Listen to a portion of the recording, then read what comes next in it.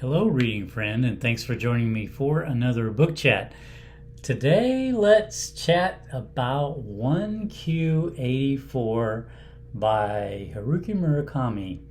This book was originally published in Japan. It's got 3 parts, and each part was published independently in Japan from 2009 to 2010. And then this English translation by Rubin and Philip Gabriel is the one that I read, and it was published in 2011.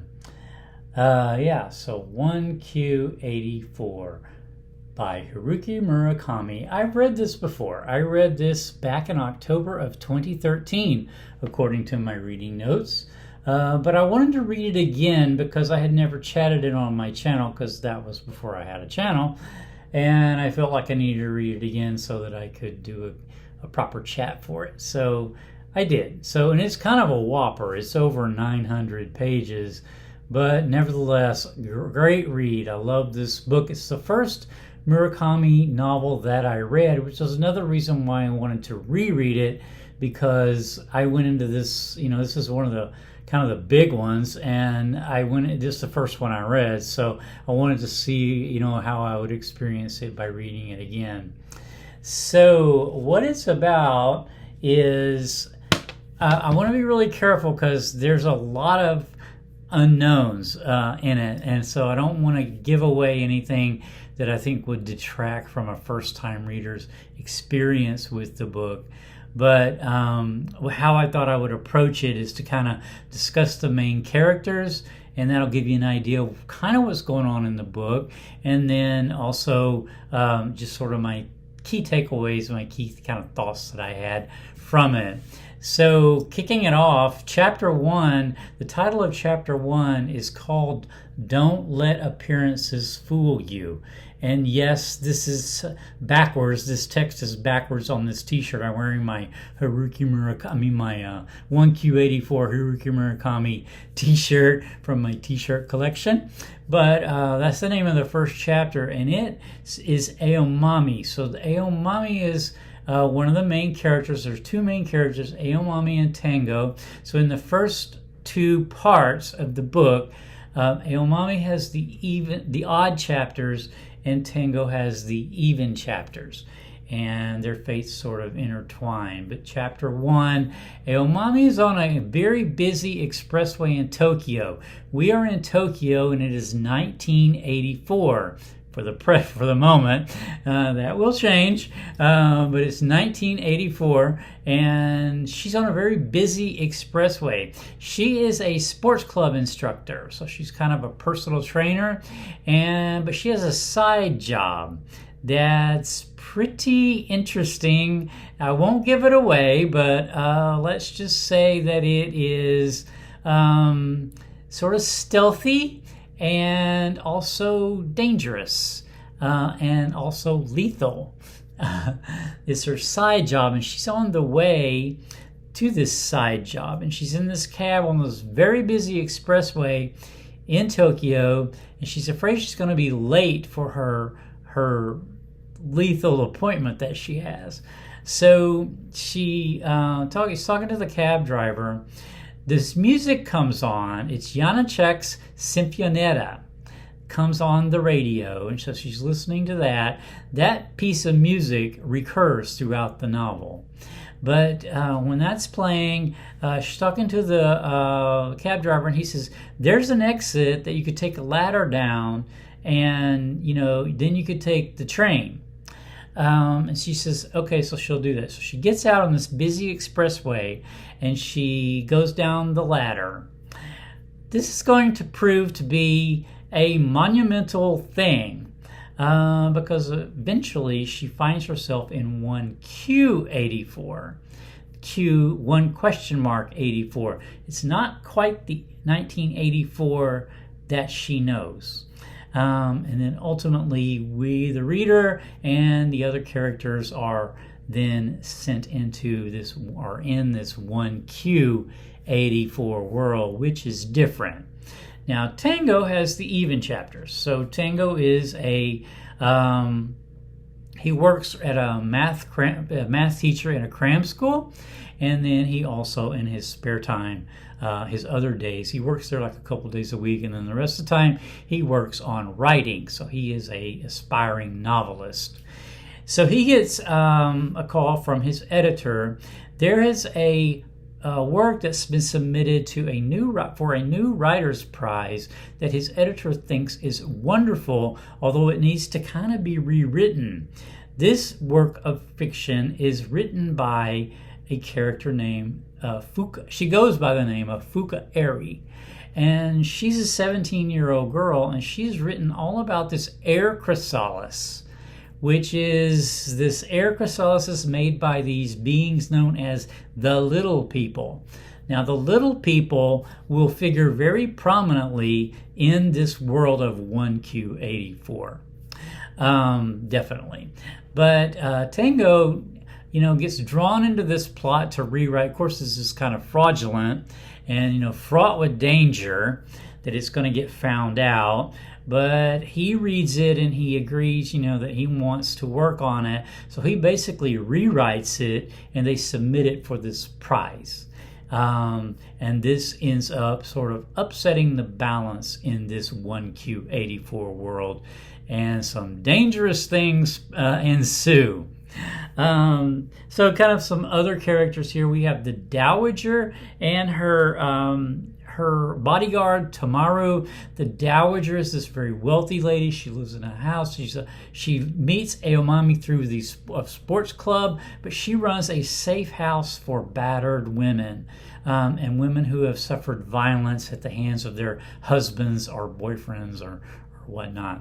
So she runs this safe house, and then she does some other kind of side projects about achieving justice for these women and girls. Other things in this 1Q84 world. Sakagaki is a commune type religious organization, very secretive and also very mysterious and possibly dangerous. Ushikawa is a kind of a corrupt lawyer that's failed as a lawyer, and now he's this very tenacious investigator. He comes into play especially in part 3 when he starts getting a chapter of his own in part 3. Finally, we have the NHK collector. The NHK collector, Tango's father, was an NHK collector. I'm not sure exactly what that is, but it's some kind of about like using the TV. You have to pay a fee to get the NHK, I guess, fee. And so the NHK collector, though, Tango's father was one. Tango has a very difficult relationship with his father, but the NHK collector eventually shows up at the doors of other people in kind of a very sort of malevolent way and sort of suspicious way. Not Tango's father, but a NHK collector of some kind. Not necessarily Tango's father. All right, so that's kind of the main characters, and then my kind of thoughts about the novel are the Cat Town. So the Cat Town, Tango's reading, goes to visit his father's in a nursing home in a seaside village kind of thing. And he's on a train, and he's reading this book about a cat town where this man goes to this town. There's nobody in this town, but the town is perfectly set up, right? But he goes into this town, and then as nightfall, he stops there. Then as night falls, all these cats come out and start doing all the jobs in the town. And then when morning comes, they all go away again. And then he comes out because he has to hide from them. And then ultimately, though, when he does try to go to leave, the train keeps stopping there for some reason. And then whenever he finally goes to leave, the train doesn't stop there anymore. So the exit has been blocked. That's one of the themes of this book, is that you can wait too long to take action, and then your exit, your way out, is blocked, and then you'll be trapped in that situation or that place forever. So I thought that was really kind of cool. Then time is a recurring theme in the book, and how we distort time, how we perceive time differently. Hey Omami is at one point kind of in seclusion for an extended period of time. She starts reading In Search of Lost Time by Proust. And so time is kind of another recurring theme. Reality, obviously this is a big theme because we have the regular 1984 that we know, and then we have this 1Q84 world that they know. So you can see here, one thing in the 1Q84 world is there are two moons. One of them is green. So on my shirt here, there's differences, right? So the reality is different slightly, and this kind of has impacted my life reading this book, and I'll explain that here in a minute. So about that, 1Q84. So how you can change your reality if you're in your present time, but you go to a place and it feels different. Like if you need to go to a place, and in my own experience, I had this where I needed to go to interact with people that I really had nothing in common with, right? And very sort of stressful in a way to be in that type of situation, and yet I had to go there, to go to that place and interact with those people.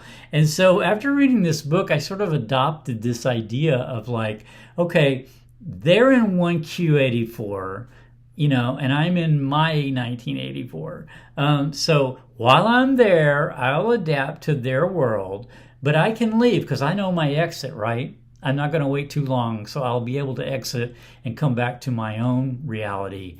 I have to be in their reality for a while, but then I can come back to my own. And there's a really, really cool quote about this that I thought I would just read. It's one of my favorite quotes from the book, and it's sort of what I took away in this whole sort of idea of this sort of using this change of reality, sort of change of perspective to, address different situations that have come up in my life. Like, okay, yes, this is a little bit nuts compared to what I'm used to, but, I can get through it because it's not my reality. And pretty soon they'll go ahead and be in their reality that I think is crazy. And then I'll, stay in mine. But the quote is this. This is Hey Omami speaking. It's 1Q84 now. The air has changed. The scene has changed. I have to adapt to this world with a question mark as soon as I can. Like an animal released into a new forest, in order to protect myself and survive, I have to learn the rules of this place and adapt myself to them. I love that quote because to me it sort of addresses that idea. So yeah, I hope this explained the book a little bit. I didn't want to go, it's over 900 pages, so it's a big whopping story. But to delve into it too much would really, I think, detract from sort of the journey that we need to go on into this world, 1Q84 world, with Hey Omami and then later Tango. And the whole thing with Fukaeri and the little people and the air chrysalises, it's all kind of intricate and kind of a puzzle that needs to sort of just be addressed as you read it. So I didn't want to give all that away. So anyway, I will end the chat there, I think. My next read is going to be, my next chat is going to be The Pickwick Papers by Charles Dickens. So I have finished this already, so I will have a chat on this coming up fairly soon. Until next time, take care.